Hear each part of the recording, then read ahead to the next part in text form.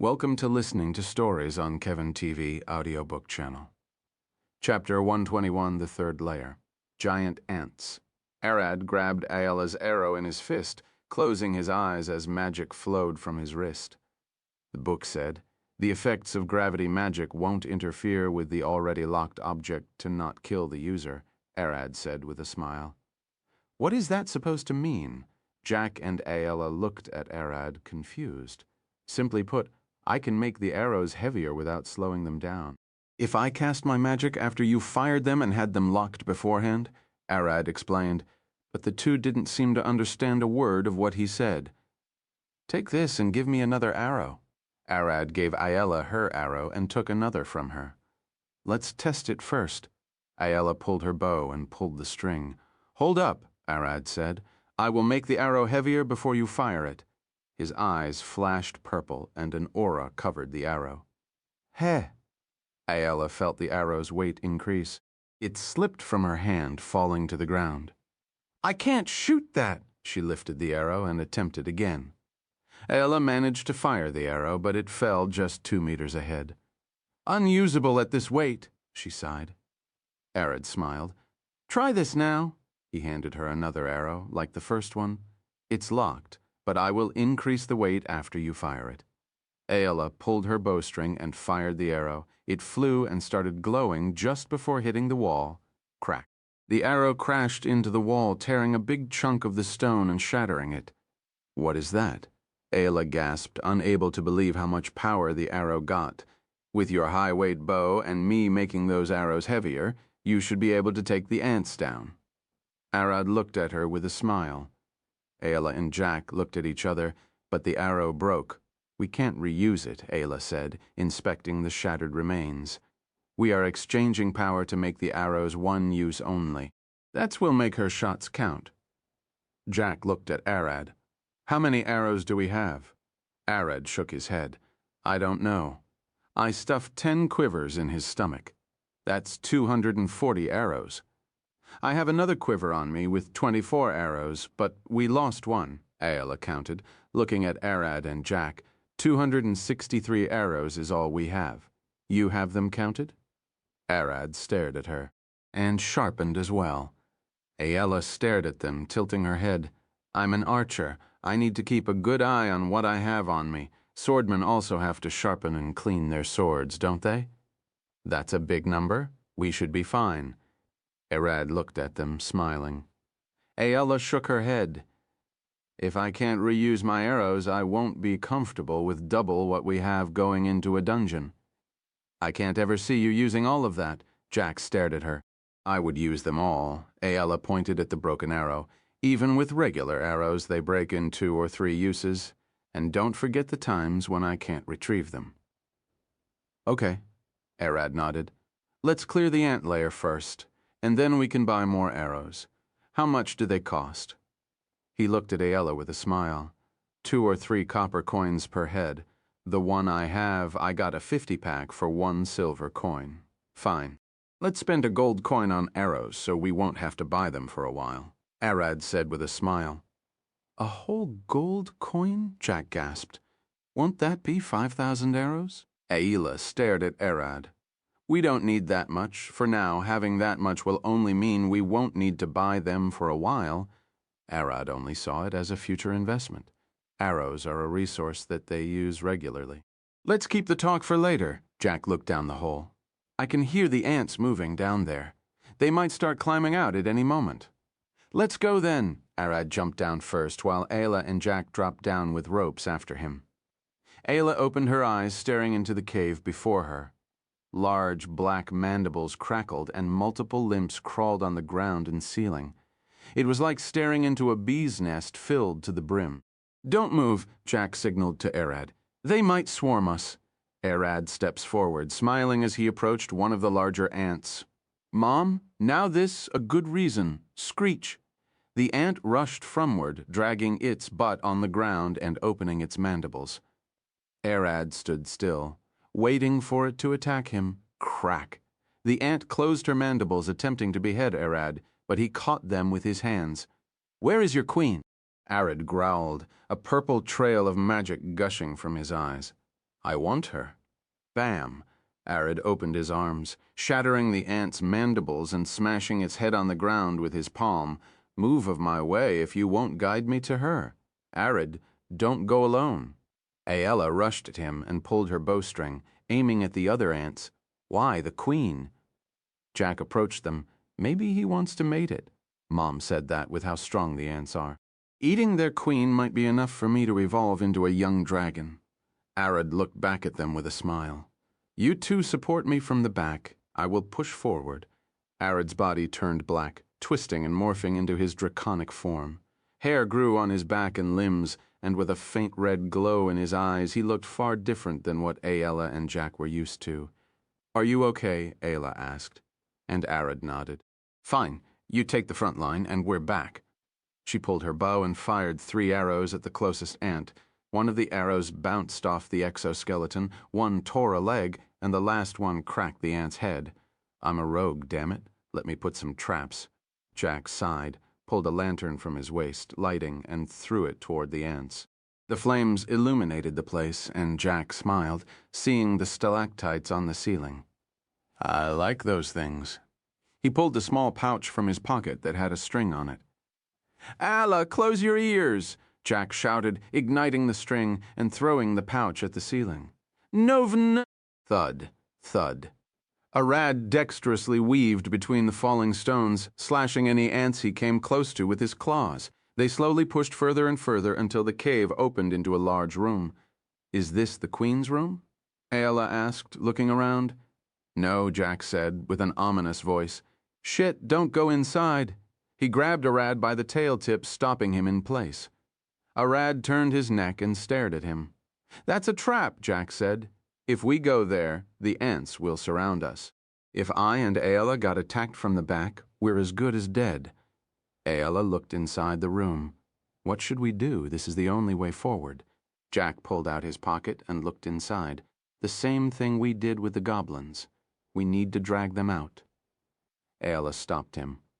We're inside a cave. You'll suffocate us with smoke. Hearing her, Jack stopped and started scratching his head. What should we do? Let me think for a bit. Aella looked into the room again. I can't see a single ant there. I told you the moment we walk in, they will surround us, Jack repeated himself. Arad shifted back into his humanoid form and looked at them. I have an idea, but I'm not sure if it will work. What is it? Jack looked at Arad. I will go there and use my frightful presence, Arad explained his plan, and both Jack and Aella agreed. Arad rushed into the room, running in his human form. Come get me, he shouted, and the ants emerged from the walls. Those were larger, with bigger mandibles and thicker exoskeletons, fighter ants, as we expected. Jack growled, rushing with Aella behind him. Aella pulled her bow and aimed at a couple of ants in the distance. That's the first hole. Let's plug it out. She fired her arrows and killed the ant standing there. Jack pulled a small bag and threw it in the hole, causing it to explode and collapse. The next one is to the left, Aella shouted, and the two of them rushed around the room, closing the holes the ant used to enter one after the other. Arad looked back at them. Good. I better draw everyone. He transformed into his draconic form and opened his jaw. Raka! The moment he roared, Aella and Jack could feel the cave shaking. Their ears screamed in pain from how loud he was. Arad's body started vibrating as the ground beneath him cracked. Arad's voice traveled across the cave, reaching the Ant Queen almost immediately. As she sat in her nest, she could feel the dragon's claws creeping around her body, and she shook in terror. She screamed, sending everyone into a panic. The colony, which was only dealing with intruders in a regular manner, is now panicking as if their queen was attacked. Everyone rushed to the room to eliminate the threat except for the terrified queen. Chapter 122, Killing the Ants' Queen. The giant ants swarmed the room. Their mandibles were wide open, ready to bite Arad, who rampaged in the middle. Aella stared back, seeing Arad roar, ripping the ants apart. Arad! She screamed, seeing one of the ants bite his tail, dragging him away. Let's leave! Follow the plan! Jack shouted, trying to grab her hand and pull her away. Aella turned around, and her steps slid on the ground from how fast she tried to run. Her eyes flashed green as they fixated on Arad. "Ayla!" Jack shouted, but she blasted toward Arad. Bam! Ayla rushed toward Arad, but the ants cut her way, opening their mandibles to bite. Ha! Ayla bent her body, sliding, blew the first large with a clenched fist. Wind blast, Arad jammed his claws into the ground, resisting the pull of the ant biting his tail. Lightning cloak. He then shocked it with lightning. There is more than we expected. Could I burn them all? Don't worry. Their attack can barely pierce your scales, and you can heal from the little damage they do. Focus on diminishing their numbers as much as you can. Easy for you to say it. They are coming from everywhere. Arad glared around. All he could see were ants over ants.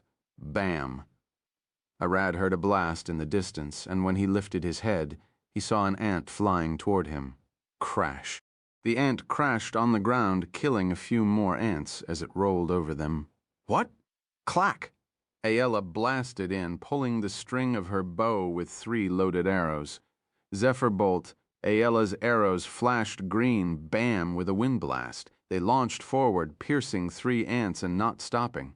After the arrows exited from the ants' heads, they flew up, shifted their direction, and pierced another 3 ants. Arad opened his jaw and unleashed a void breath at the ants, wiping several but missing a couple. Screech! One of the ants rushed at Ayla, opening its mandibles. Ayla pulled her dagger from her waist. Crack! Crack! Crack! She instantly delivered 3 stabs, enough to force the ant's head open. She then swung the dagger down, wind blade, wind blade, wind blade. 3 invisible blades of compressed wind flew from the edge of Ayla's blade, killing the ants surrounding Arad. This is as much as I can do, Ayla shouted, crouching down as her foots flashed green. Be careful, she said. Wind burst bam. She used the spell to blast herself backward toward the exit hole. Ayla pulled her strong mid-air, firing arrows at the ants as she retreated. What was that? Arad gasped, seeing her jump in, kill ants, and then leave without elaborating. Ayla is strong, but I bet she's out of MP. She's a fighter, after all, not a wizard, Mom explained briefly to Arad. Ayla is an arcane archer. She uses magic to boost her marksmanship and effectiveness on the battlefield. But since she has so little MP, those moments seem like a short burst of power. Thud. Ayla fell into the exit hole after Jack gasping. Give me Jack. Didn't need her to finish talking. He already knew what she wanted. Here you go. Jack handed Ayla a small-sized blue bottle. She chugged the content and could feel her mana slowly getting back. You good? Then let's start. Jack smiled, pulling a small pouch and throwing it at the exit hole. Boom! He locked Arad with the ants inside the room. Arad saw the hole close and he smiled inside. He finally can go all out, Mom. Get ready. Arad spread his wings, burned them to ash. Arad's body ignited with flame cloak, sending waves of heat across the room. He then opened his jaw and unleashed a fire breath, burning the ants in front of him. His flames flashed blue, and he didn't need to hold back. The room temperature slowly increased, and Arad rushed forward, swinging his burning claws at the ants. The chemicals the ants used to identify targets and move around slowly boiled off, sending them into chaos as Arad rushed between them. They started killing each other as Arad burned what remained. Nope. Mom's plan was simple. She knew the ants use chemical signals to speak with each other and mark directions and targets. She also knew those could burn off easily. But attempting that with Jack and Ayla around might hurt them. So, for maximum effectiveness, we gather all the ants in one spot and cook them alive. Arad growled inside, rushing between the ants and breathing fire everywhere, as if he was a mad red dragon. After a few minutes, Jack and Ayla finally heard the noise in the room stop. The fight was over. Arad, are you okay? Jack shouted from behind the stones clogging the exit. Crack! Arad clawed out, digging the hole again and collapsing on the ground. His body shifted back into a humanoid as he panted, "Need water." Ayla pulled a small bottle from her pouch and poured it into his mouth. Are you okay? Don't you have water in your stomach? After Arad drank his fill. I forgot about that. I do have it there. He smiled. Jack approached them, smiling. Here, drink this as well. He gave Arad a small MP potion. Arad chugged the potion and stood. I feel better. He sat. That was a reckless plan, but it seems to have worked. Jack smiled. But you were reckless. He glared at Aella. I couldn't leave Arad swarmed like that, she said, looking away. You know he would kill me if I let get yourself killed, Jack growled. Arad never said that, Aella looked at Arad. Arad smiled. He's right, he patted Aella's head. Don't rush into danger again. Unlike me, you can't survive a single bite from those mandibles. For real, Jack sighed, but Aella glared at him. You're the person who rode a salamander and a raging red dragon. Jack glared at her. I would die in a cool way. You, on the other hand, would have died eaten by ants. That doesn't matter. The two almost started a fight, but Arad stopped them. Let's keep pushing forward. The queen is waiting. He stood, and the two followed him. After a minute, they reached the queen's room. She sat in the middle of her eggs, standing almost 5 times bigger than the giant ants, and staring down. Screech, the queen growled, but Arad stared at her, confused. Sadly, I don't speak ants. He opened his palm, igniting a burst of flames. The queen is weaker than the fighter ants. Her size is only for making eggs. Just give her a solid hit on the head. Arad rushed forward, jumping at the last moment and avoiding the queen's bite. Here you go. D-I-E, Fire Fist, K.A. Dawn. The flames exploded, and the ant queen fell to the ground, bleeding from her skull with a crack. The queen landed on the ground, dead. She ain't moving. You sure that one hit killed her? Jack asked, poking the queen with his dagger. Yeah, I felt her crack, Arad replied, lifting his fist and smacking her again. She should be dead now. He lifted his arm and absorbed her into his stomach. Name: Arad Orion, race Void Dragon, class Draconic Mage, level 720s, XP 1200, 34,000, subclass Void Knight, age stage. Wyrmling 17 years and 3 days. Aging ready, please retreat to a safe place to start. Stats: available stat points, 2, available skill points, 0, strength 15, agility 20, constitution 15, magic 20, intelligence 20, wisdom 20, HP 1D 19-2, MP 29 210, SP 123 2010. Yes, Arad shouted. I got it. Aella approached him. You got what? I can finally grow into a very young dragon, Arad smiled. This is a big step. Jack smiled. So, you can fly now? Still, it says I need to find a safe place to start. Arad looked at his stats. Sadly, you can't evolve here, Mom said. Why? Arad gasped. Your draconic body needs to grow. You will be almost twice your current size. That means you need time for it to take effect. Mom started explaining. You need to find a safe place and sleep. Hibernate for a few days as your body transforms. In the end, you will discard your current scales and grow new ones. Are you saying we have to stop exploring the dungeon? Arad asked.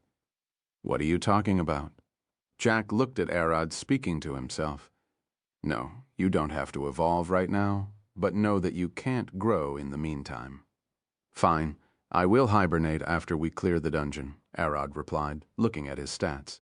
Let's put the 2 skill points in the Constitution and Strength. Name Arad Orion, race Void Dragon, class Draconic Mage, level 7, 20th, expires 1234,000, subclass Void Knight, age stage Wyrmling 17 years and 3 days.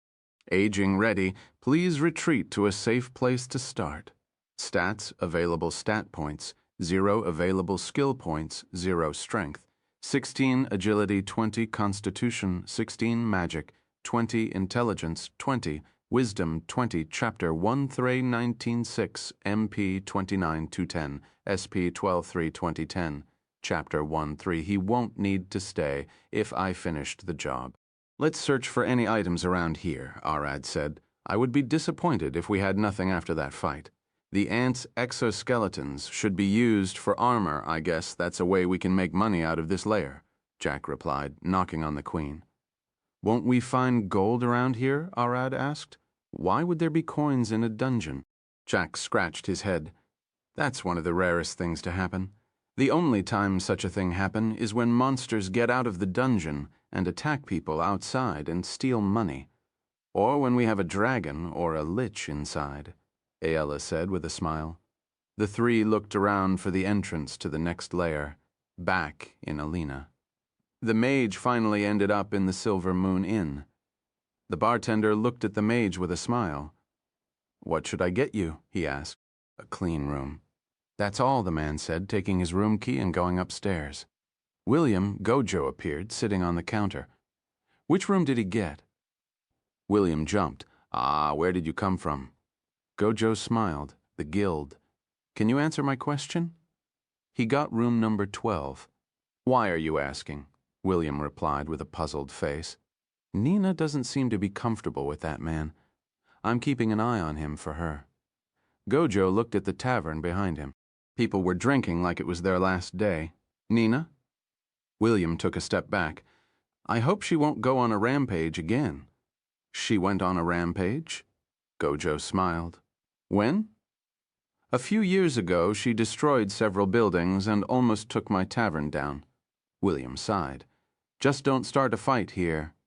Don't worry. Gojo smiled, but suddenly the mage walked downstairs and left the inn. Already leaving? I guess he only intends to use the room for sleeping.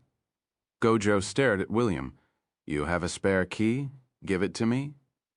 Customer privacy, I can't give you that, William replied. Gojo smiled. Fine, see you later. He stood and walked away. He then left the inn without saying a word. That was easy. William sighed. He got back to his work. Thud. Upstairs, one of Gojo's snow clones appeared holding the room's spare key. If he won't give it to me, I can take it on my own. With a smile, he approached room number 12 and opened it. The room looked normal, as if the mage only walked in to leave. Did he leave anything? Gojo searched the room without making a mess, and in the end he found nothing of interest. I should keep following him. The mage walked across the streets, searching for an alchemist's shop, and he soon found one. Cling, gling. The mage pushed the shop's door open, and a small bell rang. Excuse me? Is someone here? I'm coming. A man walked from the back door, smiling. What could I get you? One of my friends should have bought potions from you, and they might have got the prices mixed up. The mage said with a smile. Can you tell me the name? The shop owner looked at his ledger. I don't know exactly who. The mage scratched his head. The order was made for a still unnamed party. It could be for any one of Arad, Jack, or Aella Nuvnut. The shop owner nodded for an adventurer party. I keep those in the back ledger. Excuse me for a moment. He turned and went to the back. The shop owner pulled a small letter from his drawer when he felt a cold knife at his neck. Don't make a noise, Gojo whispered. Don't give him anything. The shop owner smiled. Jack warned me from telling anyone about what he buys. The owner showed Gojo a sealed letter. It has the flora toxin, 1 whiff, and he would be suffering from diarrhea for days. Gojo smiled. So you already know how to act. He pulled out his knife and left the shop owner. Jack is a seasoned thief. It won't do for me to be lacking around him. The shop owner walked back to the mage and handed him the letter. This is the purchase details. Please give it to Jack only. Don't open it, as you would get me in trouble with him. The shop owner smiled, handing the letter to the mage. Thank you. The mage smiled, leaving as soon as he could. After walking for a while in the back streets, the mage stopped and looked at the letter. The mage lifted his wand, pointing at the letter with a smile. Let's see what we got here. His wand flashed briefly with a blue light, and he frowned. I see. Poison. The mage opened the letter and looked at the content. Health potions, mana potions, seems like a normal order. He sighed. It's fake. He then kept walking. Gojo stood far behind the mage. Why is this man looking for Arad's party so much? He sighed. Let's leave a clone after him. He let one of his clones chase the mage while he returned to the guild. Nina, can we talk? Gojo asked as soon as he entered the guild. Of course, but where are the rest of your party? Nina replied. Dealing with some personal stuff. Gojo replied as he approached the counter. Let's get the private room. The two walked to the private room. Gojo told Nina about everything he found so far. Won't this be enough to kick him out of the city? Nina shook her head. Sadly, no. The dragon he wants to kill is legit, and in his order, the quest is to help with his research, which is supported by the Mage Tower. I can't just kick him out without causing a problem. Gojo scratched his chin. What if the dragon he wanted to have killed died? Are you suggesting that we send someone else to kill the dragon? He won't like that. Nina shook her head. I'm not saying you should send someone. Gojo smiled. How far is this dragon? About 2 days away, Nina said, and Gojo smiled. That's pretty close. He then stood. What do you intend to do? Nina stood staring at him. Nothing, Gojo smiled. I'm just going to have a walk. Hey, Vars. Gojo approached Vars, who was doing some research in the city's library. Did you find anything? Vars looked at Gojo, smiling. The noble Goldfin has been outside the city for a few days. He will return 3 days from now and go through the Whispering Canine of the East. Should we catch him there? Gojo asked. No, we need him to get into the office personally and bring the vault's details. We would ambush him and kidnap his wife and daughter. Vars smiled. We use them to force him to work with us. Gojo stared at Vars, but we release them later. Of course, Vars smiled, unless Goldfin tries to be a pain in the ass. Gojo sighed.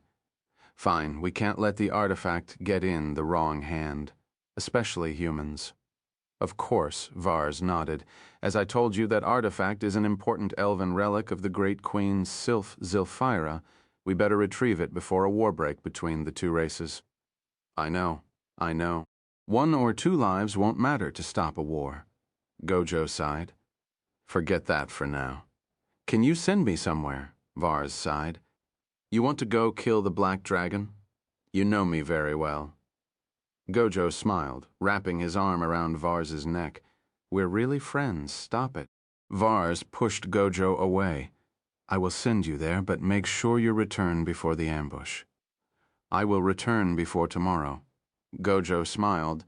But I need you to retrieve me, of course. Just take this. Vars handed Gojo a piece of paper. Tear it when you want to return, and I will teleport you back.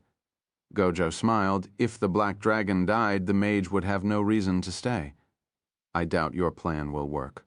Vars sighed. Thud. Inside the dungeon, Arad, Aella, and Jack finally found a way toward the 4th layer, and to their surprise, it was blocked with a stone. Should I just dig around it? Arad asked, knocking on the stone with his fist. Jack inspected the stone and frowned. It seems to have been pushed up into the hole instead of falling in it.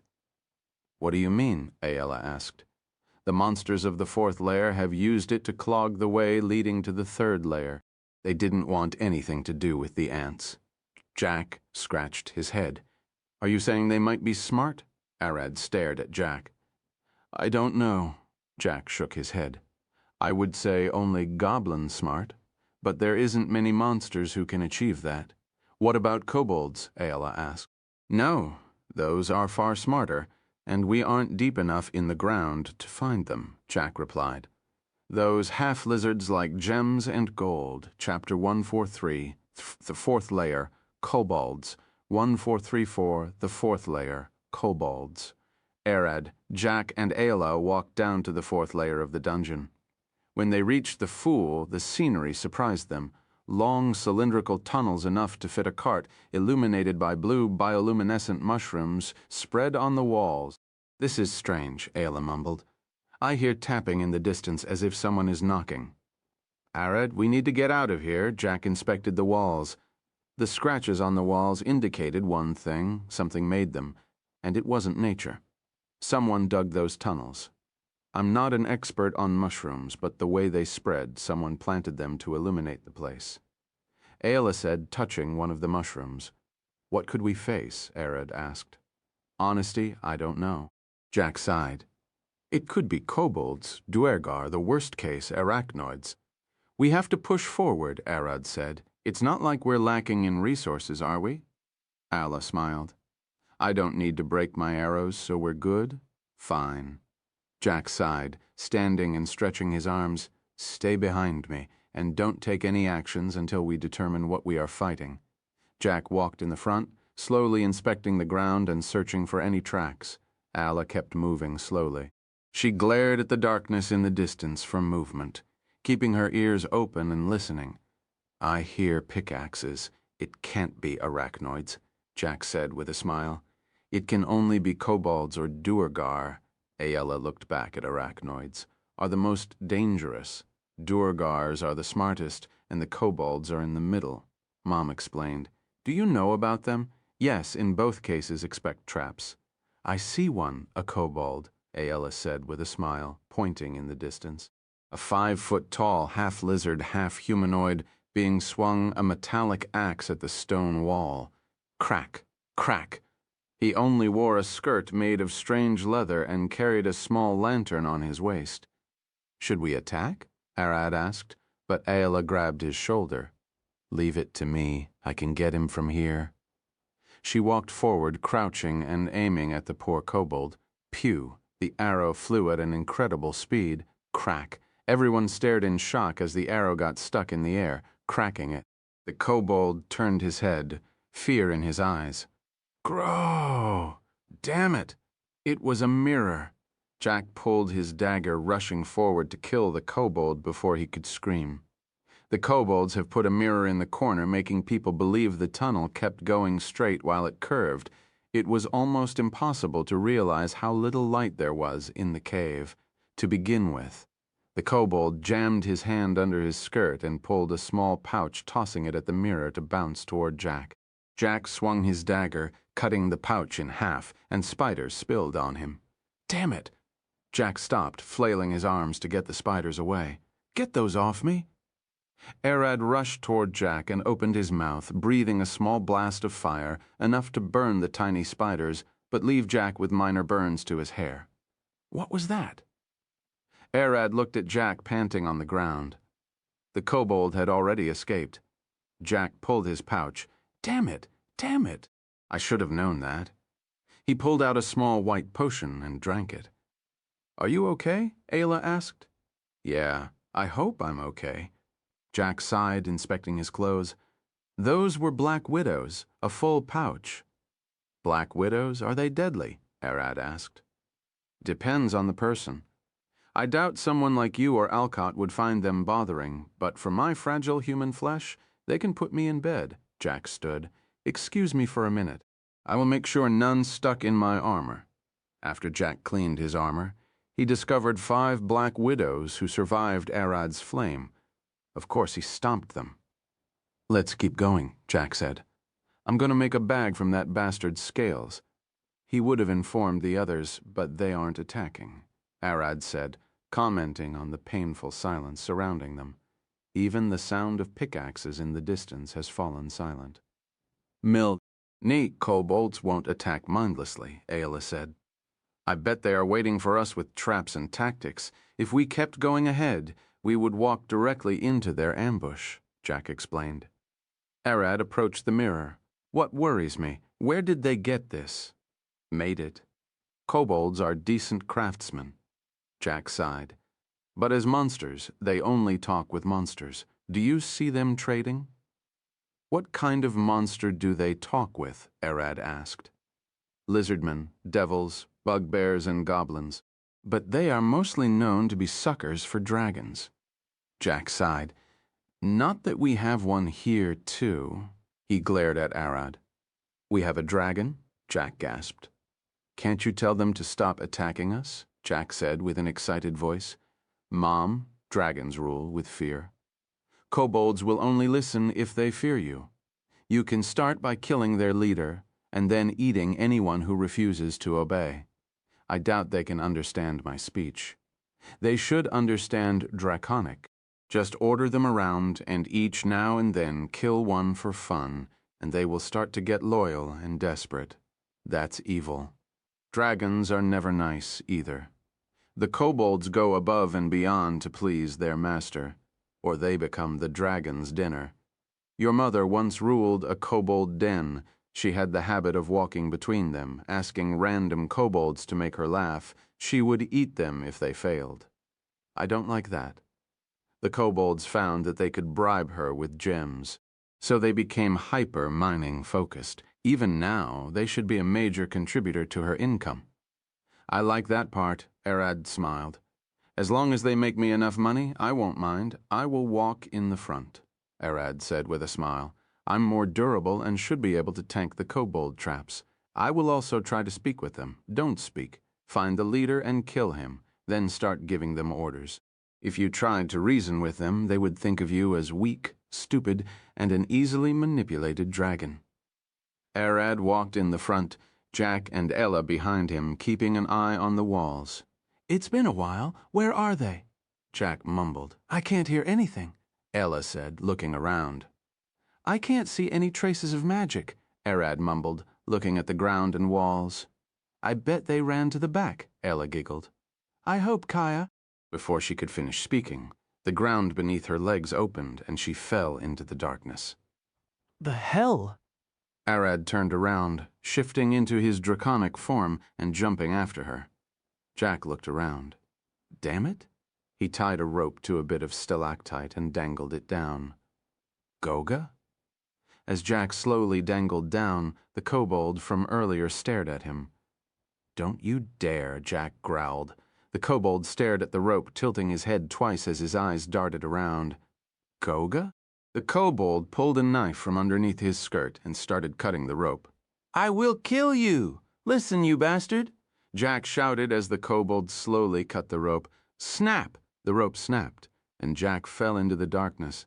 Fuck you! He yelled at the top of his lungs. Jack turned around.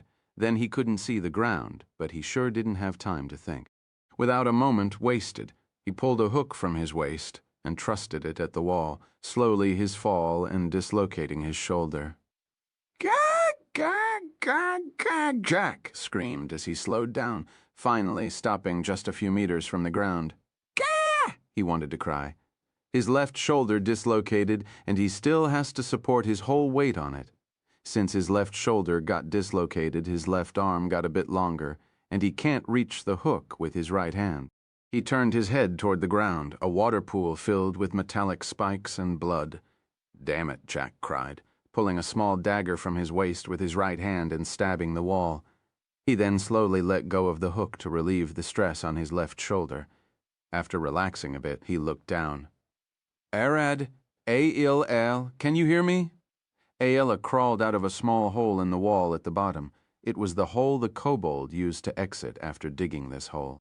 Immediately, Jack could see that she had 2 holes in her left leg and 1 in her right one. Take this. Jack pulled his pouch and threw it at Aella. Use the healing potions and get me down.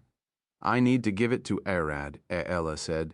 He shielded me and got stabbed all over his body, she shouted back.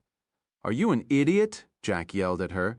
Drink the damned potion. He glared at her. He's a vampire. Just give him your blood. Chapter 1-4 Recovering from the Hit. 1-5 Recovering from the Hit. Aella opened Jack's bag and took the healing potion from it, downing it in a single go. The wounds on her legs slowly started to close, and she began to feel famished. She didn't even have the strength to stand, so she crawled toward Arad. Arad rested just a few steps in the exit hole where he collapsed, unconscious with countless holes in his body. Aella can't see how much health he has, or even if he's breathing, but the shocking amount of holes across his chest and torso made it clear he was dying. She gathered all of her strength to crawl to his head, cutting her wrist with a knife to bleed in his mouth. Thud, after just a moment, Aella fell unconscious due to blood loss. She lost a lot when wounded, was famished due to healing. Now she lost even more blood. As the blood trailed down Arad's throat, his consciousness began to return, slowly growing inside his head. He opened the gates to his stomach in a natural reaction, absorbing the blood of the cultists he stored. The wounds on Arad's torso quickly closed, and his eyes opened up, seeing Aella unconscious beside him, bleeding from her wrist. Aella! He shifted back to his humanoid form and clenched his fist around her wrist. What happened? As soon as he asked, he remembered. The moment the hole opened and Ayala fell, Arad jumped after her and transformed midair. He fell head first after her and reached her quickly since he was heavier. Sadly, Arad's draconic body was too heavy to hold to the walls, and catching Ayala with his claws could end up with his cutting her bowl open. He didn't have time to think. The best he managed to do was lay below her and take the hit. Arad fell faster than Ayala. He ran on the walls, surpassing and then getting below her. When they hit the ground, the spikes that penetrated Arad's abdomen still hit Ayala, since he had a thin waist like a dog. Ayala, Arad shouted again, shaking her, but she was unresponsive. Search my potch, Jack shouted from the hole. Arad looked around, seeing Jack's bloodied pouch to the side, and from it he pulled a few healing potions. He then quickly lifted Ayala's head and poured them into her mouth. The wound on Ayala's wrist healed, but she looked pale and her skin dry. Something is off. She is fine if she isn't bleeding, Jack shouted in the hole. Let her rest and come help me if you can, he said calmly. Arad put Ayala on the ground and stood approaching the hole. Where are you? Arad looked at the spikes, but there was no Jack up here. Jack called him, and Arad looked up to see him hanging from the wall. Arad transformed into his draconic form and carefully walked over the spikes. Jump on my back, can you do it? Arad asked. Yeah, thanks. Jack let go of his dagger, falling down toward Arad thud. He landed on Arad's back and immediately jumped toward the exit hole like a bouncing ball. Thud, Jack rolled in the exit hole and rested on his back, growling in pain as he hit his dislocated shoulder. Arad walked back into the exit hole. How is Ayala? He asked. Jack looked at Ayala's face. She needs food, he said, waving his hand at Arad. Come here, pull my shoulder off. What? Arad approached him with a puzzled face. It's painful. I can't do it on my own, Jack said. Grab me by the wrist, pull my arm toward you for a moment, and then let it pop back in place. Arad looked at Jack. Are you sure? Jack shook his head. No, it's painful, and I don't want you to do it, but someone gotta do it. Just use a potion, Arad said. We can't afford to waste potions on a dislocated shoulder, Jack said, glaring at his hand. Potions should only be used when you're bleeding, since wounds can't be closed quickly. Arad grabbed Jack's wrist. You asked for it. Jack clenched his teeth. Crack. Ah, damn it, he growled when Arad popped his shoulder back in place. I'm going to skin that bastard, Jack sighed. Are you okay? Arad asked. Yeah, Jack nodded with a sweat-filled face. Let's get Ayala some water first. Arad nodded, pulling a water jug from his stomach and pouring it into Ayala's mouth. Drink? Don't give her too much, Jack said, grabbing Arad's hand. Give me that. He took the jug from Arad's hand and poured water into an empty potion bottle. It was the one Ayala drank to heal her legs. What are you doing? Arad asked. Jack smiled, going through his pouch. This is the food of the gods. It will get her up and running. He showed Arad a small jar of honey. Honey? Arad looked at him with a puzzled face. Jack smiled, poured some of the honey into the potion bottle, and then started shaking it. Hee, it might not sate her hunger, but it should give her enough energy to be able to wake up and eat on her own. Would it really help? Arad asked, as Jack was about to pour the bottle into Ayala's mouth. Elves only eat plants. They are herbivorous. Jack smiled. She would be disgusted as hell, but we don't have the leisure of going around looking for nectar. Jack poured it into Ayala's mouth. You don't have nectar stored. Arad looked at Jack with a smile. I thought you would have anything. Nectar spoils easily. Honey doesn't, Jack replied with a smile. Look, elves are strong, and she's waking up. Ayala opened her eyes, her head spinning and her stomach twisting. Don't throw up, Jack yelled at her. Arad patted her shoulder. Keep it in. Just this time. Ayala barely held herself, glaring at them with tearing eyes. What was that? She growled. Healing famish. We had to have you drink honey, Jack said with a smile. Sweet, isn't it? I still feel like throwing up, Alla growled. It worked, Jack said, looking at Arad. We aren't going anywhere without a meal. We stored food in your stomach, didn't we? Yeah. Arad nodded, pulling the rations Jack gave him. You should drink a potion, Arad said, seeing Jack barely able to use his left arm. Jack stared back at Arad for a moment. Yeah, but I won't down a whole bottle. He pulled a healing potion from his pouch and only sipped a bit to soothe the pain. As they ate, the party calmed down. Those kobolds, I bet they are still alert up there, Jack growled. Alla looked at Arad and then kept eating. I was thinking of having them work for me, but now I might end up eating them, Arad said. Jack nodded. I understand how you feel. Jack looked at Arad and Ayla. But imagine those traps all around your lair. I don't know. Arad looked at the spikes. I can't decide just yet. For me, I would only kill the bastard who dropped me down, Jack said. I bet he's going to make a nice bag. Aye. Ayla pushed the food down with water and sighed, staring at Arad. It's my fault. I should have been more careful. Neither Jack nor I noticed the trap. I would say you were unlucky. And that's it, Arad replied. It's the kobold's fault after all. Ayla looked at Arad and Jack. How could we get out of here? She looked around. The pitfall wasn't climbable without risk, and the exit stones blocked the exit. I will dig a way out, Arad said. I won't leave my draconic form, he said. Neve... Jack looked at him. It's much easier to navigate the tiny crevices and tunnels in a humanoid body. Arad shook his head. I might have been able to save Ayla if I was in my draconic body from the start, he said. I bet she would manage to grab my tail if I extended it to her quickly. Ayla looked at Arad. I doubt I would do it. She smiled. I won't lie. I panicked when the pitfall opened below me. Everyone would panic, even me. Jack smiled. Everything that happened in the past. Focus on going forward. Arad looked at Jack and Ayla. That doesn't matter now, he smiled. Jack and Ayla looked at him. We can reflect on the past and then decided what we could have done better, then make decisions for the future. Is that how it works? Arad smiled. Then I will stay in my draconic form. We must keep moving forward until all the kobolds are defeated, he said. The kobolds are trap masters. Fighting them won't be easy since they won't even fight. Arad and his party have to navigate the cave, avoid all the traps and reach their leader. Otherwise, they will die. Jack stood, swinging his left arm to see if it still hurt. I'm good? How about you? He looked at Ayla.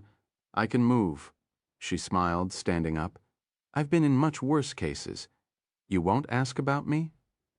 Arad smiled, cracking his neck. You're the leader. You're the one who should be asking about us, Jack smiled. You would have survived even without Ayla's blood, wouldn't you? He is right. Such hit won't kill you. Mom said, Chapter 146, Rampage of the Void Dragon. Arad, Jack, and Ayla stood to leave. How should we get out of here? Jack asked. We can't climb out, can we? Ayla looked at the pit. Drip, drip, splash! A stream of black liquid started falling into the hole, filling the place with a horrible stench. What is this? Ayla cried, and both Jack and Arad glared in the direction of the pit.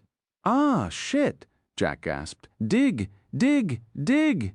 He grabbed Arad by the shoulder and pushed him toward the clogged exit hole. Wait, why? Arad glared at him. Hurry before we get cooked alive, Jack shouted. Clang, clang! The kobolds dropped a lit torch in the hole. They threw a torch. Forget digging.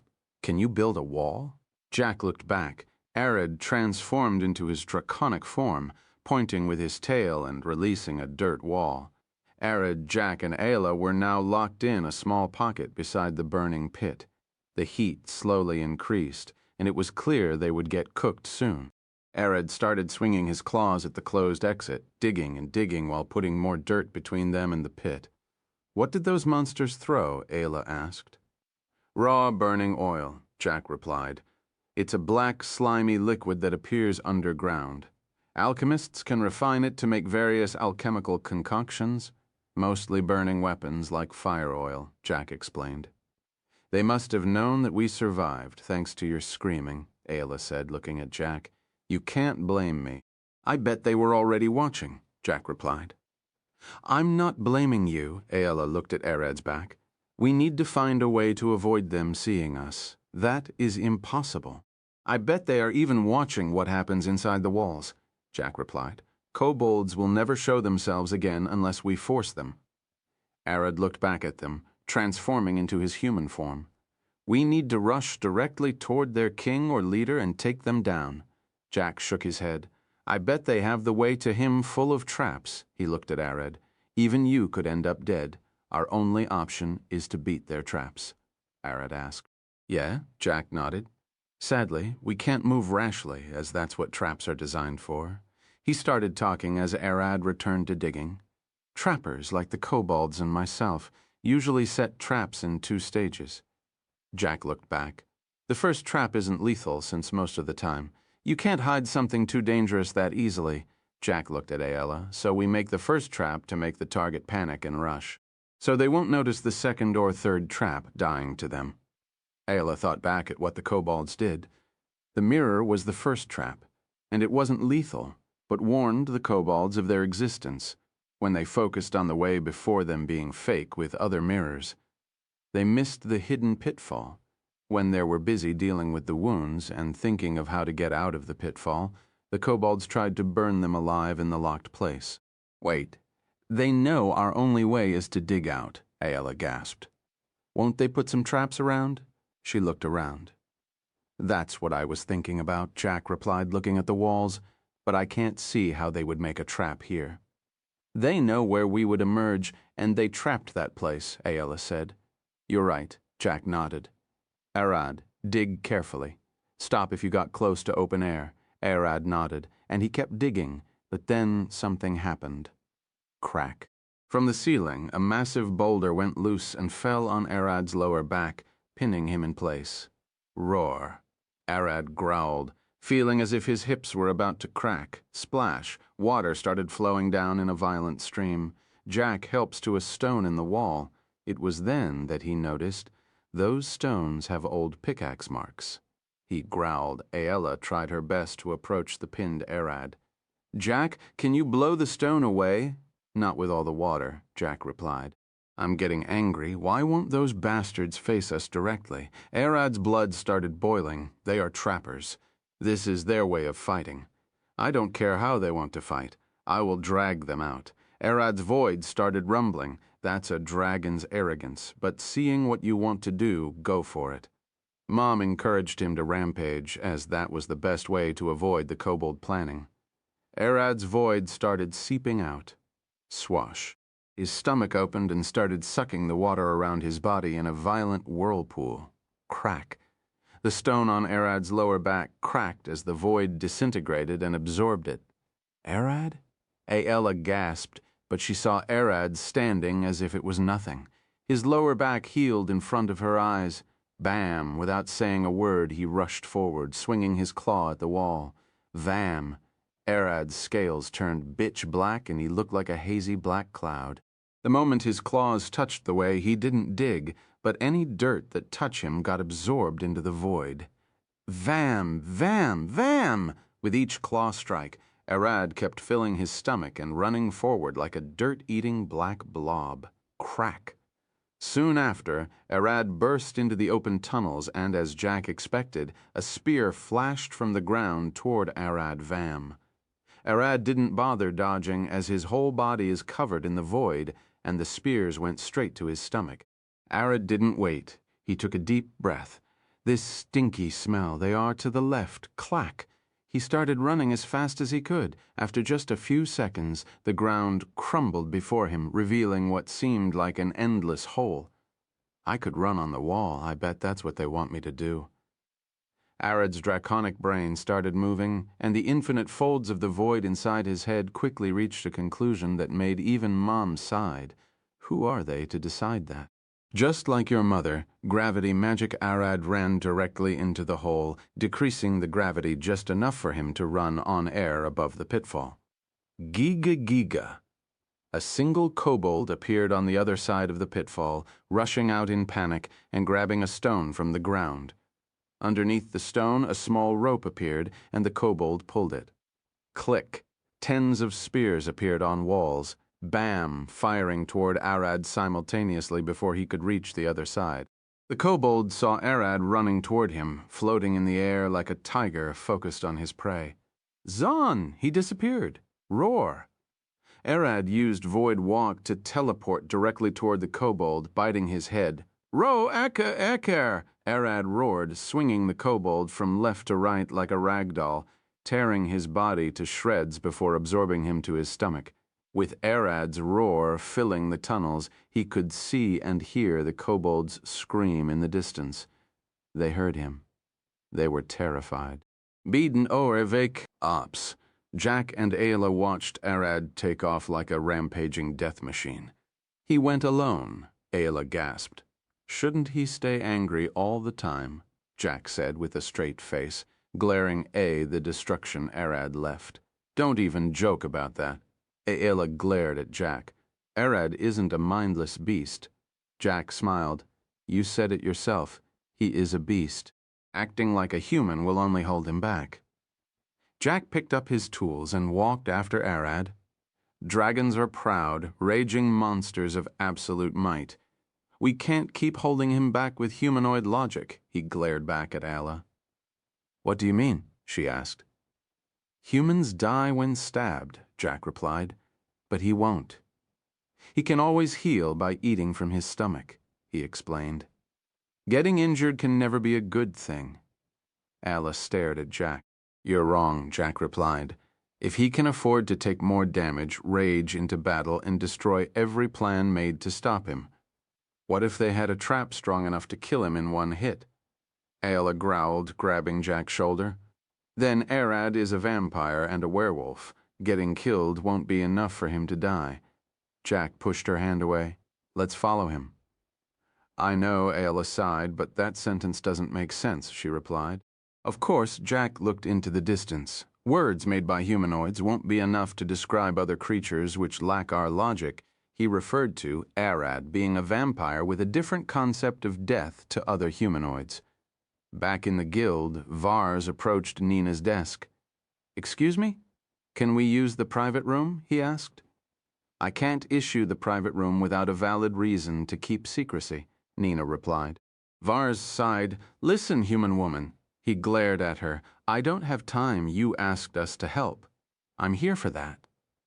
Nina sighed. Say that from the start. She looked at Vars.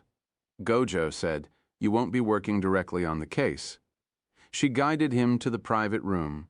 Vars lifted his staff and looked at Nina. Move a bit to the back.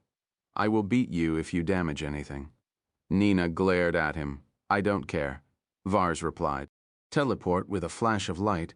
Gojo appeared out of nowhere. Yo, I'm back, he smiled, waving his hand at them. Teleport magic. What a rare sight. Nina smiled, taking a step back, and then realized what was in front of her. Gojo was holding a frozen head of a black dragon in his hand. He threw the massive head on the ground. This is the one the mage wanted dead. You can send him away now, Gojo said with a smile, resting his foot on the dragon's head. Chapter 127. Arad vs. the Kobolds. 127. Arad vs. the Kobolds. Arad rushed across the caves, not giving a bit of care to all the traps laid in front of him. Sir, it's a dragon. He's bursting through all of our traps without slowing down. One of the kobolds responsible for monitoring the traps cried, Stop him, no matter what. Don't let him reach the main room. The kobold king growled. I'm trying. The kobold cried. He's bursting through walls and walking on the pitfalls like they aren't there. He even decimated the scorpion bath. Bam! Bam! The cave started shaking and gravel began to fall from the ceiling. Damn it! The kobold king fell from his throne, rolling on the ground. Collapse the cave between him and us, bury him alive. The king cried, and the kobolds nodded, releasing traps from 26 to 47, initiating the fungus beam's fall. The emergency collapse has started. All kobolds in the area evacuate in less than a quarter of a minute, the kobold shouted. pulling several ropes from above his head. The fungus wood beams that held the tunnels together started to shift, weakening the structure. "Your Majesty, he isn't slowing down," the kobold cried. "Let him be. He will die when the cave collapses on his head." "What of the other two?" the king replied. "They are still at the start of the cave," the kobold replied. "They aren't as much of a threat as the dragon, then leave them be." "What is the dragon's color?" the king asked. "Obsidian black." "We aren't sure, as our scouts got eaten before submitting the full report," the kobold replied, with how dark the cave. "The dragon can only be a black or a purple dragon." The king scratched his chin. "But neither of those two should be able to walk on air, let alone be unaffected by our traps." "Your Majesty, the tunnels are collapsing," the kobold shouted with a smile. The cave started to shake violently. "Do it!" the king smiled. Arad was running across the tunnels as fast as he could when the ground beneath him started to quake. "This isn't a normal trap," Arad quickly realized. "The cave is collapsing. They want to bury us alive." "Let them try," Arad growled inside, shifting back into his humanoid form to get smaller. "A woo, ooh, ooh!" With a bone-chilling howl, his body hair grew longer and his claws extended. The werewolf blood in him got stronger. Werewolf's uncanny physique. Thud! Arad jumped, clinging to the ceiling with his claws and swinging from one corner to the other like an ape. It didn't matter how small the tunnels became. He always found a way to slip and crawl through. "Your Majesty, he's moving faster than the cave could collapse behind him," the kobold cried. "He will be here at any moment." The kobold left his station and ran to the back, crying his eyes out. "You coward! Get back to your station!" the king screamed, standing up with rage. Arad ran and could see a speck of light in front of him. "I can smell them," he growled. "Be careful. They might have a deadly trap as a last resort." "It doesn't matter as long as I kill their king first." Arad opened his mouth, unleashing a void breath. Boom! The stone door the kobolds used to block the path to the tunnels exploded, and Arad jumped into their throne room, engulfed with a dark mist of dust and void bave de fel. Hum! Thud! Arad rolled inside the room and transformed into his draconic form without stopping, his eyes fixated on the kobold with the most clothes. Roar! He rushed, running with his jaw open. The monster! The kobold king cried, taking a few steps back and pulling a wizard's staff from behind his throne. "Protect the king!" The kobolds rushed between the king and Arad, climbing on top of each other and lifting shields. The king knocked on the ground with his staff, and 10 metal spikes appeared, pointing at Arad. Zon Arad used Void Walk to avoid the spears and swung his claw the kobold's shield wall. Bam! The kobolds scattered like gravel as Arad rushed toward the king. The king lifted his staff. "You're aiming for me? I see. All dragons are the same." Wind blast. A burst of compressed air blasted Arad back several meters, smacking him on the wall with extreme force. "Don't underestimate me." The kobolds rushed around, picking crossbows and aiming at Arad. Bam! Arad hung from the wall with one arm, glaring at the kobolds with glowing purple eyes. "I've never seen a black dragon with fur before. What are you?" The king growled, pointing his staff at Arad. "Your Majesty, he seems to be a wormling. He cannot speak." One of the kobolds spoke. The king glared at the kobold that spoke. "Who asked you?" He then swung his staff, causing spikes to emerge from below Arad. Thud! Thud! Thud! Arad ran on the wall like a lizard, going around the kobolds and opening his jaw, unleashing another void breath. Clap! The kobolds got sucked in and then scattered with the shockwave. The king growled, swinging his staff. "What a monster, even as a wormling!" Magic missile from the king's staff. Several dots of light rushed toward Arad at a blinding speed. Zon, Arad teleported directly behind the king, opening his jaw. "I knew you would do that," the king said, smiling. A stone pillar emerged from the ground and jammed into Arad's jaw, blocking the bite. Crack! Arad clenched his jaw, shattering the pillar and swinging his claw at the king.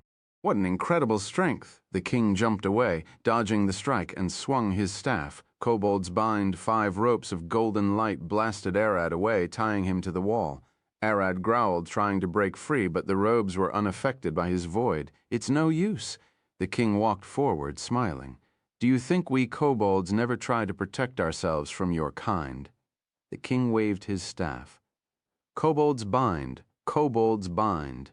He cast the spell twice, making sure Arad was tied nicely. "This is a spell we made specially to keep dragons at bay. Each one can keep a very young dragon tied for a month. And I cast 3 at you." The king started laughing. "Don't even bother transforming into your humanoid form. The spell will morph and keep you tied until we skin you alive." Arad shifted back to his humanoid form, falling to the ground and leaving the ropes behind like they were nothing. "Heh!" The kobold king gasped, staring at Arad. Arad lifted his eyes, glaring at the king's eyes. Blood magic, eyes burst. The kobold king saw Arad's eyes flashing red, and then his eyes exploded with a pop. "Grog! Grog!" The king screamed, flailing his staff around. Arad rushed forward, using his foot claws to keep traction with the ground as he accelerated past what the human body could do. Bestial aspect, werewolf's uncanny physique. Thud, thud, thud! He ran forward. The kobolds gathered to block his path, but Arad didn't slow down. Void walk. Arad teleported right past them, swinging both his hands at the king. Slash. Blood splashed as the king's thin body got severed in half. "Sorry, but you have to bring a priest to stop me," Arad said in Draconic, referring to his vampiric bloodline.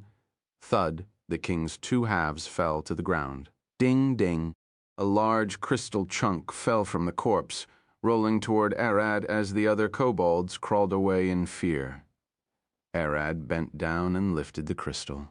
"What is this?" he asked.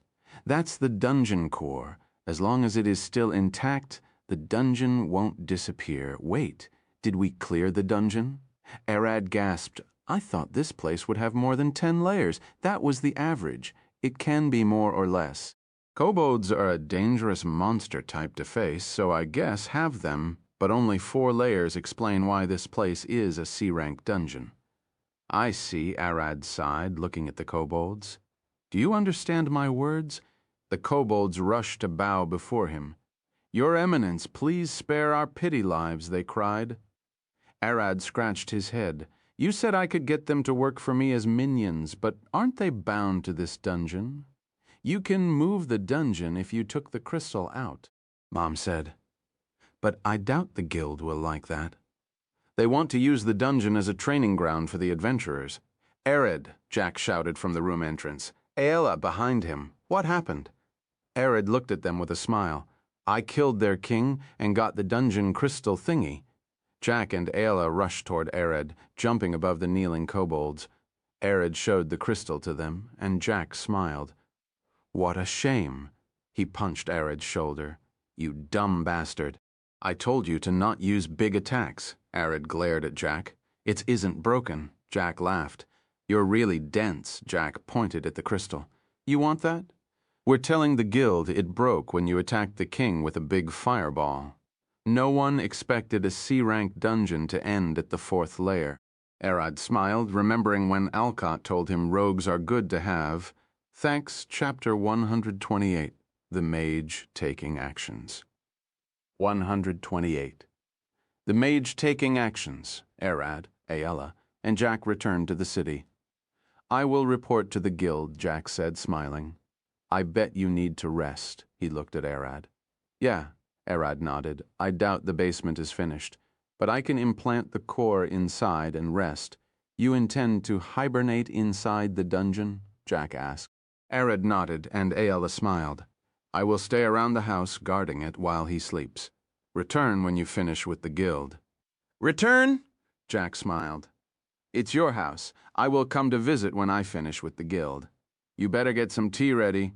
Jack glared at Arad. Arad giggled, and Aela stared at Jack. "The place is still a construction zone.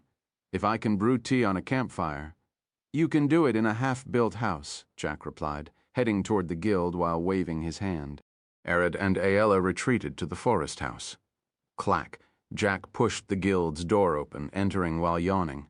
He wants to sleep after the dungeon clears. I will tell Nina that the rank-up approval has to wait a few days. Arad is hibernating after all. Thud.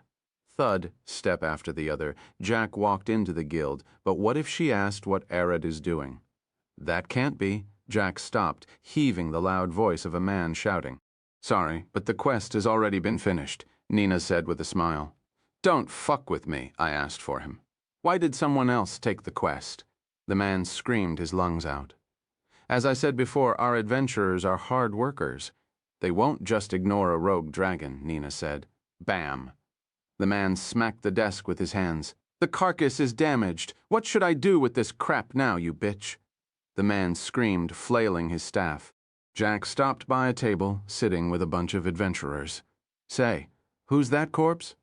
Hey, Jack, what a coincidence, one of the adventurers said with a smile. Come here, listen to this, another one waved to Jack. See that man? He's a mage from the Mage's Tower. He came looking to give your party a quest. Really? Why is he looking for a ticket to the afterlife, screaming at Nina? Jack asked. He had a dragon-killing quest and wanted Arad to take it, but sadly, someone else killed the dragon before you could return. The adventurer smiled. Why look for Arad?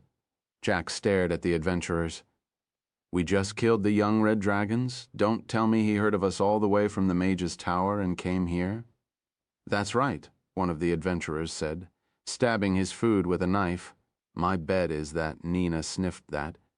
She sent someone to kill the dragon, so he won't send Arad. He smiled. And now our lovely mage has picked up on that and is pissed. Jack looked back at the screaming mage. What do you all say? Trouble. He's suspicious. I want to punch him. He's up to no good. Jack stood with a smile. I got the gist of it. Crack. He then cracked his neck. I should ask Arad to pay me more for this job. Jack walked toward the mage and patted his shoulder. Hey, care to calm down? The mage turned toward. Get your hand off me, you bastard. Jack lifted his hands and backed away with a smile. Hold your horses. You're looking for Arad, aren't you? What are you doing? Nina glared at Jack. The name is Jack Arad's partner, Jack said with a smile. You're that rogue, Jack? Where is Arad? The mage stopped screaming and looked at Jack. You wanted the black dragon dead and the quest is finished. Nina glared at the mage. Why do you still look for Arad? Come on, Nina, Jack said with a smile. Let him be. But sadly, Arad isn't in the city now. You're here, so you have returned from your quest. The mage glared at Jack. On our way back, we met Alcott. Arad and Ayala headed with him to the east. I remained to tend to my woman. He pointed with his finger toward Lydia, who was in the back drinking. She spat her drink when she heard him. Alcott has already left the city. The mage glared at Jack. He returned to pick up a dagger that he bought. I don't know why, but he was keen on taking Arad with him, Jack explained. Alcott and Arad are fast, but you might still catch to them if you hurry. The mage stared Jack in the eyes. Where are they headed? The Ruris Kingdom. Arad was saying something about it being better for some reason, and Alcott seemed to agree. The mage stood still for a moment, staring at Jack, and then snorted. Fine. He walked away with a growl, leaving the guild in a hurry-bold mum. Nina stared at Jack. That was a lie, wasn't it?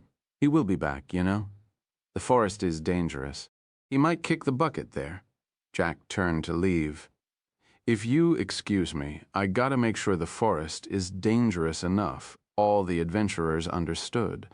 Jack intends to kill the mage in the forest. I can't allow that, Abel said from his table, glaring at Jack with a smile. Jack glared at Abel with a smile, said, Who? Abel stood. You can't go alone.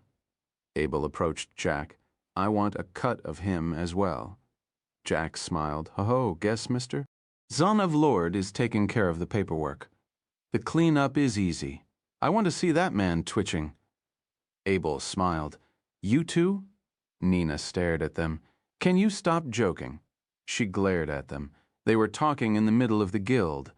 Jack and Abel looked at each other and then at the adventurers. Everyone pretended they heard nothing.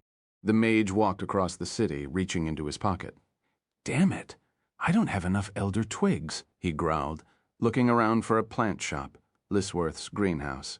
"Excuse me, I want some elder twigs." The mage entered the shop with a smile, looking at the old man sitting at the desk. The shopkeeper glared at the mage with one eye. "Get out! I don't serve the likes of you." He pointed with his cane at the door. The mage stepped back. "What?" He got confused. "I want elder twigs. Can't you hear me? I said I don't serve the likes of you, dog of the mage's tower." The shopkeeper growled. "I can tell from the tattoo on your neck." The mage smiled. "I see. Were you a student there in the past? Then you must know to listen, don't you?" The shopkeeper smiled. "Listen to your elders. Tug your tail between your legs and crawl back to where you came from. I don't serve the likes of you." He grabbed one of the pots and threw it at the mage. "Oi? Fine. I don't need to buy from you anyway. There is plenty of shops around here." The mage spat on the ground, leaving with an angry growl from the back. A maid walked out. "Master Kane? Who was that?" Kane looked back with a smile. "No one important, Jemima." Jemima looked at Kane with a worried face. "You mentioned the mage tower. Couldn't you have shown him the badge?" "I said you don't have to worry about it," Kane smiled. "It isn't our business to interfere." He looked at the door, lifting his finger. The broken vase flew back to his hand, getting fixed in an instant. The mage rushed across the city, finding another shop to buy the elder twigs. "Good. With this, I can do it." Outside the city wall, the mage pulled the elder's twigs and cast a spell, waving his wand. With a swift move, he threw twigs, and they burned in purple smoke. "I call servants in the name of Boudica. From the elder ashes conjure me a flying shape, gliding across the sky with black wings. Flock of familiars, a gang of crows." As the waves of magic pulsed, the purple smoke of the burning elder twigs wiggled, taking the shapes of crows and flying to the sky. "Find Alcott and Arad," the wizard said, lifting his hands to the sky. After a while, the crows returned to the wizard. They reported that they found nothing. "For several kilometers, as I expected, that rogue lied to me." The mage growled. "Unless Alcott can move at inhumane speed," he paused momentarily. "That is possible for someone who hunts dragons. Look for Jack." The wizard provided the crows with a brief description of Jack. "Hey, you." As the wizard was busy casting his magic, he heard the voice of a woman behind him. "Who are you?" He looked back and saw a fully armored knight carrying an extremely long sword. He couldn't even see her face. "I heard you're looking for Arad," the woman said, and the mage slowly lifted his staff. "Why do you care?" The woman didn't say a word. She just swung her sword at the mage. Then die. Chapter 129, The Dragon's First Step into His Lair. The mage gasped, seeing the woman's sword approach his face at a tremendous speed. Shield, in an instant, a semi-transparent bluish shield covered the mage, blocking the slash. "Clang! Who are you?" The mage screamed his lungs out. "Bam!" The woman jumped back, pulling her sword back and running forward with her legs slipping on the ground. "Swash! Swash! Swash! Swash! Swash!" She rushed forward, swinging her sword like a massive spinning blade. "Oh, I," the mage cried, lifting his wand and casting a spell fly. He wanted to escape as quickly as possible. Clang! Clang! Crack! When the woman's sword connected to his shield, it only took 2 strikes to break it, and the mage fell to the ground. His fly failed as he panicked. Action surge, the woman grabbed her sword with 2 hands, keeping her eyes on the mage. Zan, 6 slashes rushed at the mage simultaneously. Clang! Clang! 3 men rushed in, deflecting 3 hits but getting slashed by the rest. Whoosh! The woman's body raced above the mage, landing a few meters back with her left hand touching the ground as she stopped. Clench! The mage bit the inside of his cheek and tongue, glaring at the woman. Keep calm, don't panic. He lifted his wand. Magic needs concentration. Even hesitating for a moment can lead to a significant drop in power and speed. I don't care who you are, but you picked the wrong opponent. The mage's wand flashed with a blue light, forced cube teleportation, flash. In a bright light, the woman and everything surrounding her in a 3-meter cube disappeared. The mage stood gasping with shaking hands. Who was that? He looked at the 3 dead men. Those were 6 slashes with action surge, I presume, must be at least a 12-level fighter. With a snap of his fingers, the bodies disappeared. The guards rushed in as they saw the brief exchange from the walls, but when they arrived, no one was there. Not a single drop of blood was left. Clack. Merida fell inside a room, glaring at multiple pots and vases. "Where am I?" she sat, looking around. "I saw you flung inside a teleportation spell. Are you all right?" When she looked behind her, the owner of Lisworth's greenhouse, Kane. Merida said, and Kane coughed the blood leaning on his cane. "Bidnov? Are you all right?" Merida looked at him. "Yeah," Kane replied. "I just exhausted myself a bit. You shouldn't be using magic." Merida stood glaring at Kane with a worried face. "We're business partners, aren't we?" Kane smiled.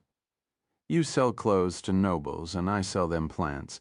I can't have you die," he replied. Merida smiled. "Thank you for saving me." She bowed slightly. "If only you weren't injured in your days of adventure, you might have been a living legend like Alcott or Merlin. Don't think about it, girl." Kane walked back to his desk, sipping water from his old cup. Arad and Aella split with Jack and headed to their house. To their luck, the workers had left for the day. Arad walked inside the house, looking at the incomplete frame with a smile. "It seems bigger than we expected." Ella looked away. "I hope the price isn't as big," she laughed. "We still haven't checked with the city lord yet, and we still could take more lucrative jobs. Paying won't be an issue," Arad replied with a smile.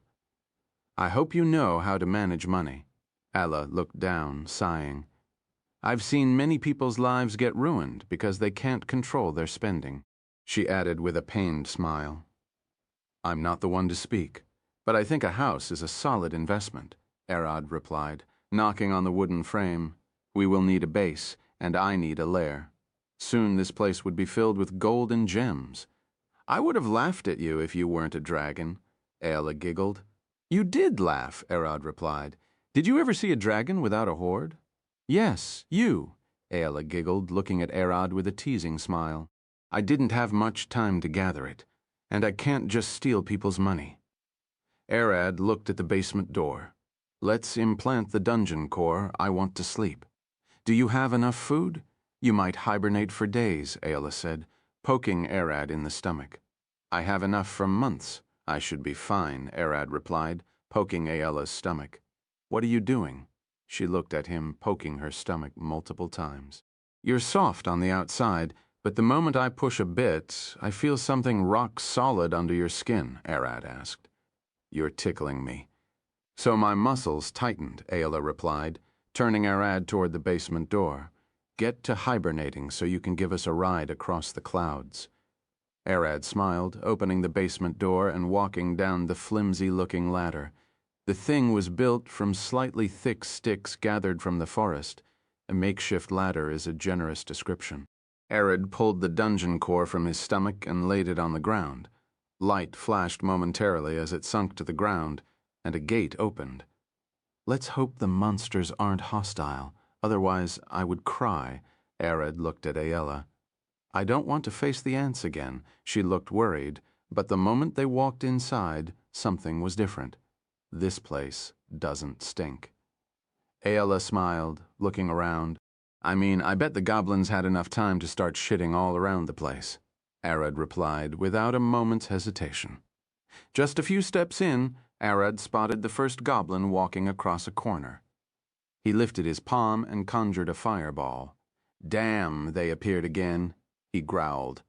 The goblin turned toward Arad with a scared face, rushing to bow.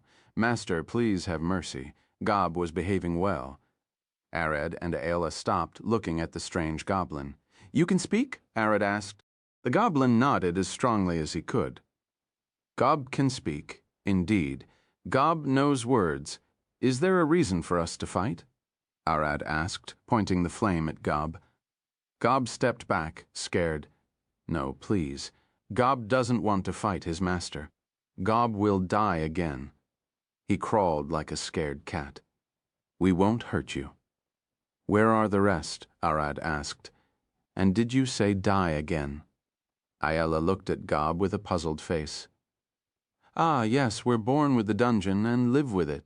You killed Gob before an arrow to the throat. Gob waved his hand as if Ayala is supposed to remember him. Sadly, she can't tell goblins apart. Yeah, I remember you, the one I shot with an arrow, Ayala said. Just to save herself, I asked you where are the others. Arad glared at Gob. Gih, please don't be mad at Gob. Gob only has one mouth to reply. Gob stepped a bit away from Arad with his knees shaking. Then how about you answer my questions? Arad glared at the poor goblin, igniting a flame in his palm. Yes, Gob will reply. Gob wakes early. The others sleep longer than Gob. Gob pointed at the back of the tunnel. Gob was going to wake them up. Arad nodded. I assume everyone is as obedient as you? Gob think they are, Gob replied with a smile on his green, blister-filled face. Gob doesn't want to die again. They don't want to die either. Arad and Ayala followed Gob to the other room, where all the goblins lay on the ground, unconscious. Wake up! Gob is telling you to wake up, Gob shouted, and the goblins slowly jerked to life. After just a moment, all the goblins bowed to Arad and Ayala.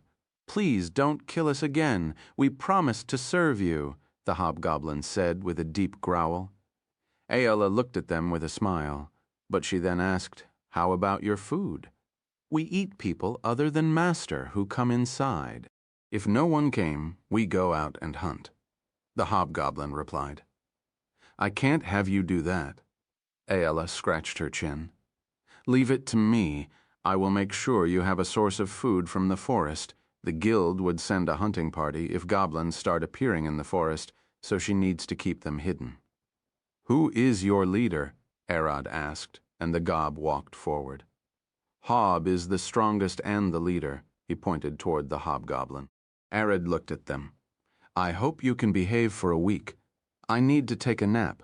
You can nap for a week? Gob is jealous, all the dreams. Gob looked at Arad with a smile. Can Gob do that? Arad shook his head. No, look.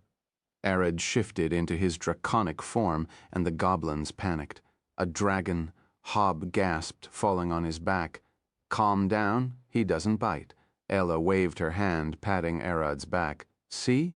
Arad shifted back to his humanoid form. So please, follow all of her orders while I'm sleeping in the lower levels. Otherwise, I will eat you. Chapter 130 Guild, Master Malta, 130 Guild, Master Malta. Arad walked down the second layer of the dungeon, looking around to speak with the Axals, but he was disappointed. They acted more like cats than anything he could reason with. Ella, are you sure they are normal? Arad asked, as one of the Axals started purring on his leg like an affectionate cat. I don't know, Ella replied. My eyes are closed. She didn't want to risk it for a moment. Arad looked at her, smiling. Come on, they aren't that bad now. I'm not protecting my eyes either. Ella slowly opened her eyes, seeing the Axals for the first time. The Axals is a cat-sized, pale-skinned lizard with a flat face and feather-like fins on their head. They are a type of salamanderkin. They are somewhat cute, Aella smiled, patting the one closest to her. Crackle! She got zapped with electricity, and the Axals hissed at her. Hoy! Arad grabbed the Axal that zapped Aella by the head and lifted it. Do you want me to eat you again? Purr. The Axal started purring again. Don't purr at me. Arad glared at the Axal opening his jaw, and the poor thing started freaking out. Don't, I'm fine. Aella stood, rubbing her hand. That wasn't a deadly shock. She stared at Arad and approached him, touching the Axal again. Crackle. Aella got zapped again. Ah, she cried, shaking her hand. He didn't intend to zap me. Their bodies are always electrified. She glared at the Axal. But I don't feel anything, Arad asked, looking at the Axal in his hand. The power is weaker than what could hurt you as a dragon. To you, it's a passive discharge. Axles are of the salamander kin. You can call them lightning salamanders. Mom says they are lightning salamanders, Arad explained, and Aella sighed, scratching her head. Of course, she looked at the Axol. It's the same with how salamanders are always hot and burning. This one is just electrified all the time. Arad put the Axol on the ground. Well then, little ones, he smiles, looking at the Axols. You keep this place well guarded while I'm napping down. Arad and Aella went down to the giant ant lair, and to their surprise, the ants froze. How are you doing? Arad lifted his hand, trying to start a conversation. One of the ants rushed back toward the queen's room in a panic. What is their problem? Arad looked at Aella. You burned them alive. I doubt they want anything to do with you, Aella replied. Ah, Master, a voice rang across the tunnels. I can't wait. That was weird. Aella looked around. Who are you? She asked. Shut up, elf. I'm talking to Master, the voice replied. Master, I'm the queen. Come meet me in my room.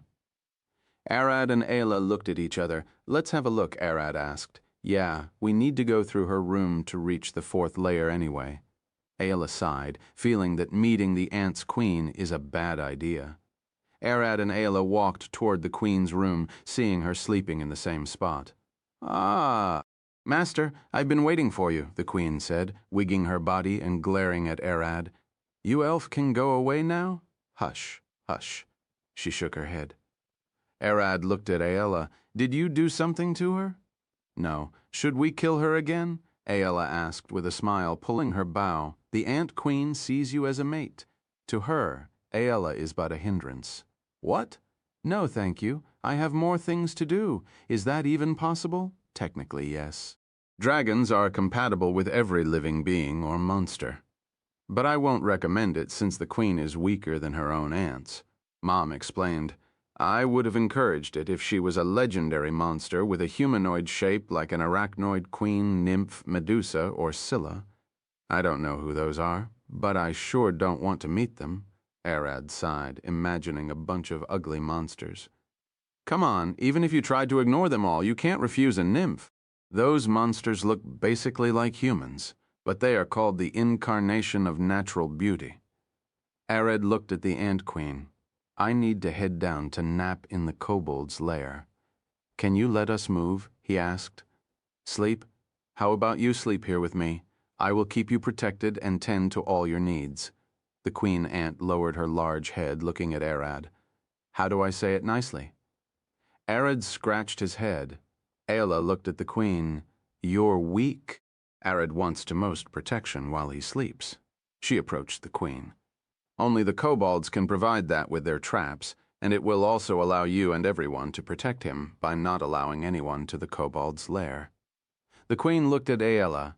You know, I'm starting to hate you more. That's fine with me, just don't be a problem to Arad. Aella growled, glaring at the queen. Come on, you two, don't fight here. Arad walked between them, trying to stop them from clashing. The ant queen sighed, shaking her massive head. But she's right. Go down. I don't want to hold you back. Aella stared at the queen. You're more understanding than I expected. Don't take my words as acceptable to you, the queen growled. I just want the best for my mate. Cough, Aella choked on air. What are you talking about? She growled, pulling her bow. He's mine, monster. Ant Queen, Arad glared at the queen. You're too weak. Be stronger before standing to Aella. His eyes flashed purple. If she and Aella fight, Arad won't hesitate to kill the queen again. The queen went silent, sitting back on her bed. She understood Arad's glare. Sorry, please go ahead. She pointed with one of her legs, the entrance to the kobold's lair. Aella put her bow back and sighed, walking toward the kobold's lair. Arad walked past the queen and looked at her. If you got strong enough and attained a humanoid shape, we can discuss the matter further. He walked into the kobold's lair. The mage returned to the guild, approaching Nina's desk. I just got attacked by a crazy armored woman carrying a long blade. She is at least a level 12 fighter. I want to put a bounty on her head. Sorry, but I can't put a bounty on someone's head unless you have proof, Nina replied with a smile, glaring at the adventurers in the back who started whispering. You want proof. Look. The mage pulled his wand, a small glass ball, from his pocket. Divination, display memory. The glass ball glowed, shedding a small projection of the scene when the armored woman attacked the mage. How about this? Is it enough? Sadly, no. Nina smiled. Since we can't see the woman's face, I still can't set a bounty. Please refer this quest to the guards first. Bam! The mage smacked the desk. Don't tell me you don't have anyone to investigate here. All of our reliable adventurers are busy in quests now. Please refer to the guards operated by the Lord's estate, or the diviners of the Holy Church first, Nina replied with a smile. The mage glared at her for a moment and then left mumbling curses. Nina sighed and looked at the other receptionists. I'm going to talk with the guildmaster. One of the receptionists gasped, glaring at her. Wait, she's back? Nina smiled. I just felt her aura appear in the locked room. I don't know how much she will stay, so I have to hurry. She walked upstairs. Knock, knock. Guildmaster, can I enter? Nina asked. Come in. I don't have much time. A woman's voice replied from inside the room. Nina opened the door, seeing a red-skinned tiefling woman standing beside the desk and reading the paper stacked there. Nina approached her and bowed slightly.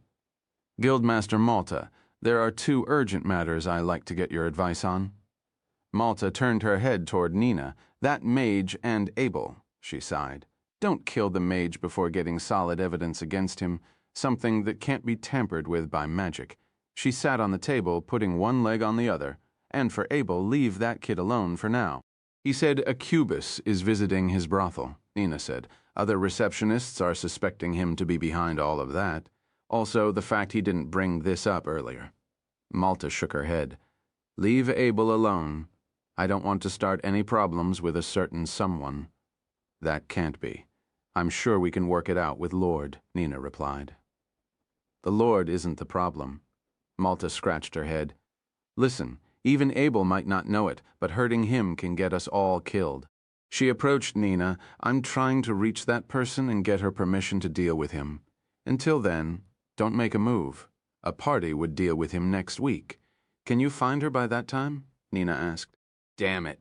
Malta scratched her head. Pull the quest back, and if you can't, just investigate and don't do anything drastic. Malta pointed at the door. All other guild matters are within regulation. You're dismissed. Nina left the room, and Malta smacked her hands on the table. Damn it, Mistress Alice. She glared at the ground. I hope you're happy at the bottom of hell. How the fuck am I going to reach you now? You know I can't go into churches, puff. Malta disappeared in a puff of ash and fire. Dawn Orek known. Chapter 141. The Kobold's Plan for Arad's Draconic Lair.